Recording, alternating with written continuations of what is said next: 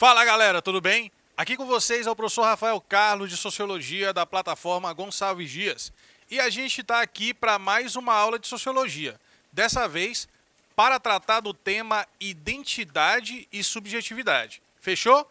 Então fica logo atento aí, pega teu caderno, tua caneta, teu marca-texto, teu lápis, apagador, seja lá o que for, para você anotar as dicas que eu vou te passar nessa videoaula de hoje. Olha só, primeiro, a nossa videoaula está dividida em 4 tópicos do mesmo assunto. O assunto é identidade e subjetividade. Primeiro, a gente vai responder a pergunta o que é identidade.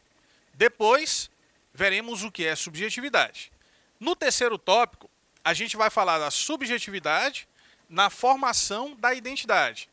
E, para fechar a aula, vamos responder uma pergunta muito filosófica, muito reflexiva. Se liga aí, a gente vai responder a seguinte pergunta: o que quer dizer ser o que você é? Legal, né? Então fica aí comigo até o final da aula para a gente poder responder essa pergunta. Fechou? Vamos começar então falando sobre identidade. A gente começa tentando responder essa primeira pergunta. Vamos falar de identidade? Vamos. Mas o que é identidade? É aquilo que você tira ali do bolso para entregar na porta do evento, o RG? Também, mas não é só isso. Na sociologia, a identidade é muito além disso. A identidade, na visão sociológica, é o conceito que atravessa as áreas da sociologia e da antropologia. Então a gente encontra nas duas áreas, na sociologia e na antropologia. E está ligado, atenção agora, às características do grupo social no qual o indivíduo está inserido. Vou repetir. A identidade, para a sociologia, está diretamente ligada às características do grupo social no qual o indivíduo está inserido.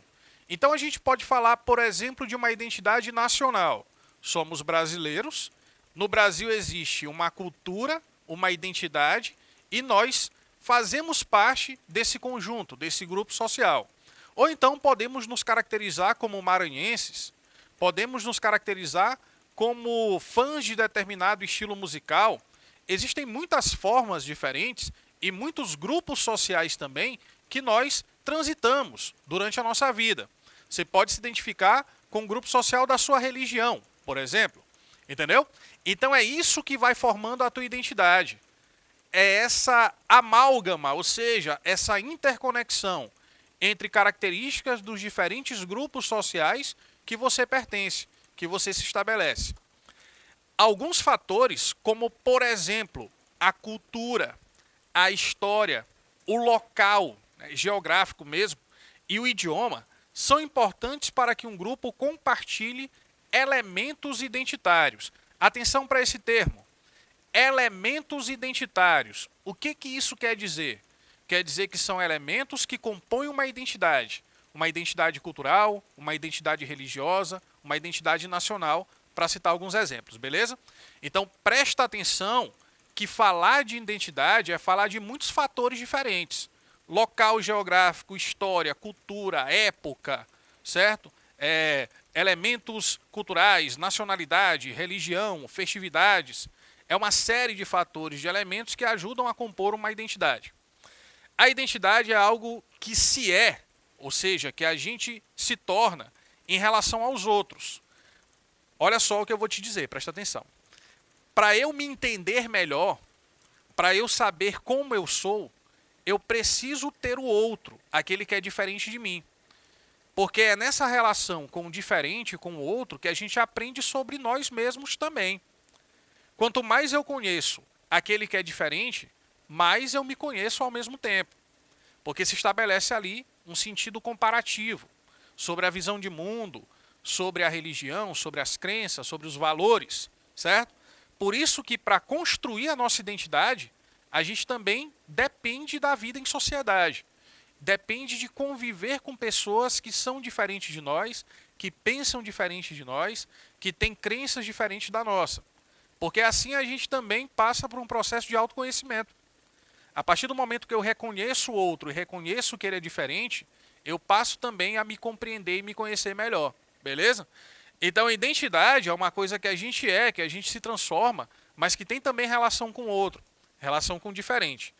E aí a gente tem vários exemplos de identidades. Exemplo, ser mãe. Ser mãe é uma identidade, porque você é mãe em relação a seu filho. Ser mulher também é uma identidade, também te coloca, te posiciona socialmente em determinados contextos. Assim como ser professora, ser professor, ser engenheiro, médico, advogado, as profissões, elas também vão fazendo parte ali da composição da tua identidade, certo?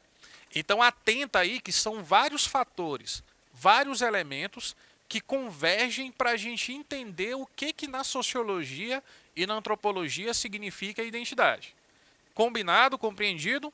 Vamos então passar para o segundo tópico. O segundo tópico é sobre a segunda parte do assunto, subjetividade.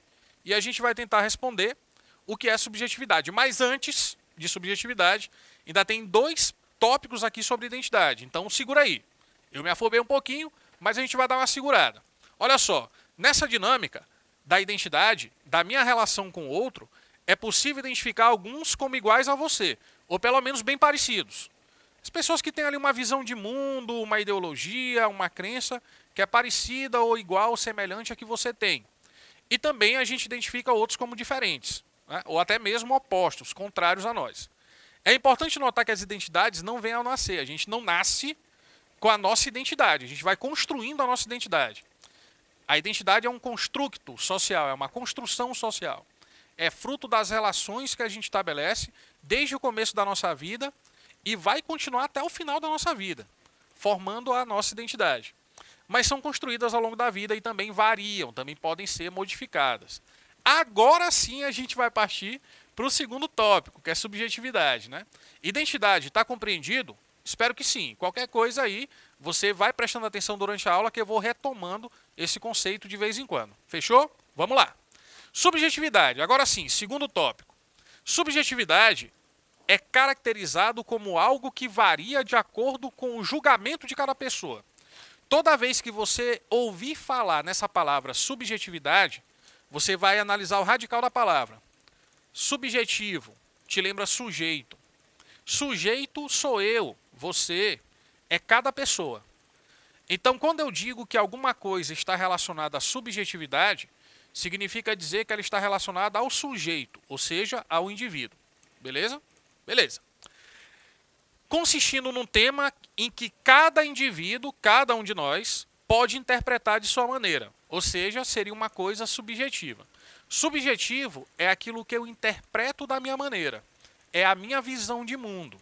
É a minha referência como indivíduo sobre aquilo que eu observo no mundo, na realidade que está à minha volta. A subjetividade é formada através das crenças, dos valores também do indivíduo e as suas experiências e história de vida, certo? Então é por isso que muitas vezes a gente consegue entender por que a nossa avó, ou mesmo o nosso pai, a nossa mãe, eles pensam um pouco diferente de nós em relação a algumas coisas. Porque existe ali um conflito geracional, uma diferença de visão de mundo, de valores entre gerações. A geração dos nossos avós, a geração dos nossos pais e a nossa, são gerações que têm valores diferentes, comportamentos diferentes. Por isso que muitas vezes a tua avó fala assim para ti, na minha época isso não aconteceria.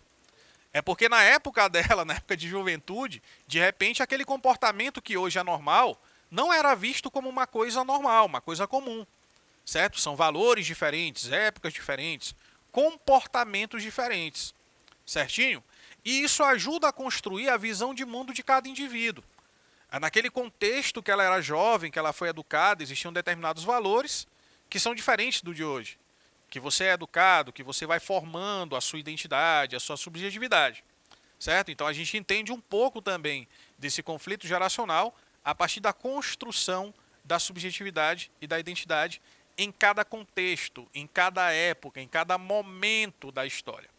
Fechado? Então você pode perceber que há uma relação entre os dois conceitos, né?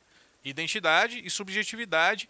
Para que ambas sejam construídas, sejam possíveis, a gente depende da relação social. A gente depende dessa troca de experiências, de histórias compartilhadas, de crenças, de valores construídos coletivamente e que o indivíduo vai ao longo do tempo absorvendo, vai tomando isso como parte de si mesmo. E isso só é possível por quê? Porque a gente vive em sociedade, meus queridos. Porque a nossa relação é com as outras pessoas. E é nessa intermediação do eu com o outro que a gente vai construindo a nossa identidade, portanto, também construindo a nossa subjetividade, a nossa visão de mundo, a nossa percepção, perspectiva sobre determinados assuntos. Certinho? E aí, olha só, o terceiro tópico, ele já vai tratar sobre como a subjetividade, que é aquilo que é do sujeito, que é meu, que é do indivíduo, vai auxiliar na formação das identidades, ou na formação da identidade. Atenção para isso, tá? O indivíduo não é apenas receptor. A gente não é uma esponja, que só fica ali absorvendo, né? Recebe aquilo que a sociedade estabelece de maneira coercitiva. E a sociedade também, por sua vez, não é apenas uma coleção de indivíduos. O que eu quero dizer com isso? Existe o indivíduo, eu, você, cada um de nós, e existe o coletivo, que é a sociedade. Só que o coletivo, ou seja, a sociedade, não é simplesmente a soma de cada um, de um com o outro. Tá? A sociedade não é somar todos os indivíduos, não. Existem valores que são externos aos indivíduos. A gente lembra do Durkheim, um dos primeiros sociólogos importantes tratando sobre isso, né? Falando da consciência coletiva, do conjunto de valores, de regras, de normas que a sociedade vai construindo ao longo do tempo e que se tornam exteriores aos indivíduos e que se impõem a eles de maneira coercitiva.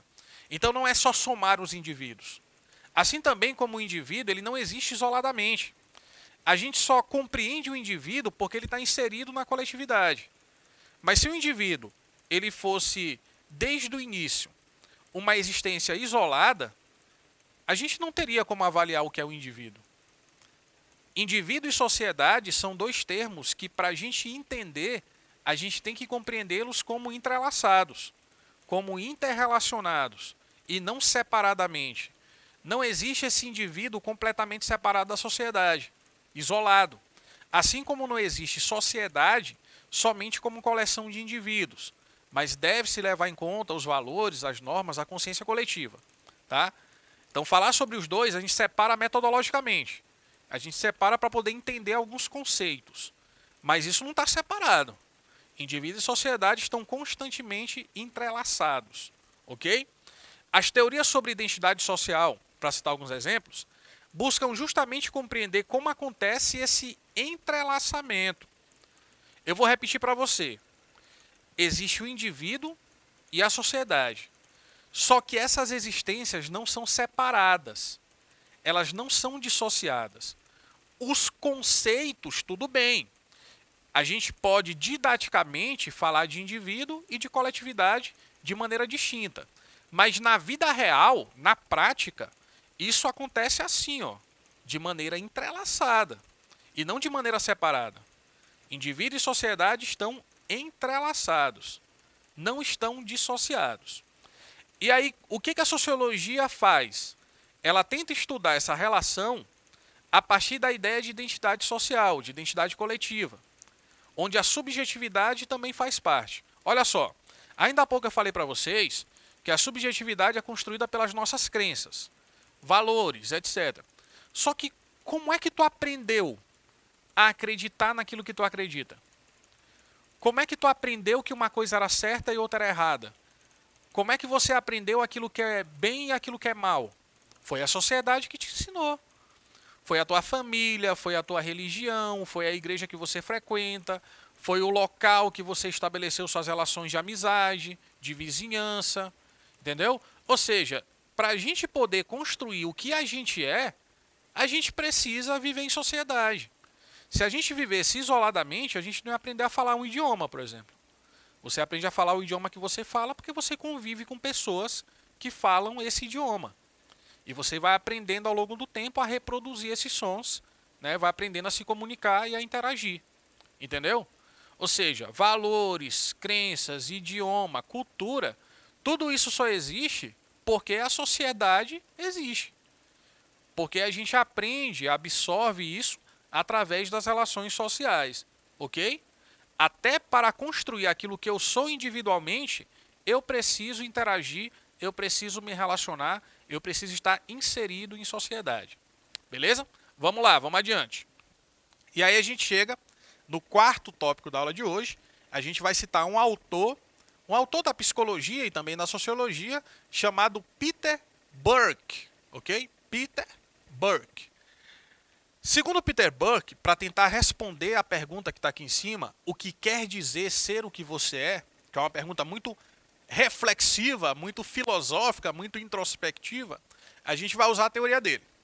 Segundo Peter Burke, olha só, a teoria da identidade social é uma teoria da psicologia social no campo da sociologia. É uma relação da psicologia com a sociologia. E atenta para o entendimento das identidades, suas fontes na interação e na sociedade. Interação social é fundamental para a gente poder falar em identidade e poder falar em subjetividade, seus processos de operação e suas consequências para a interação em sociedade.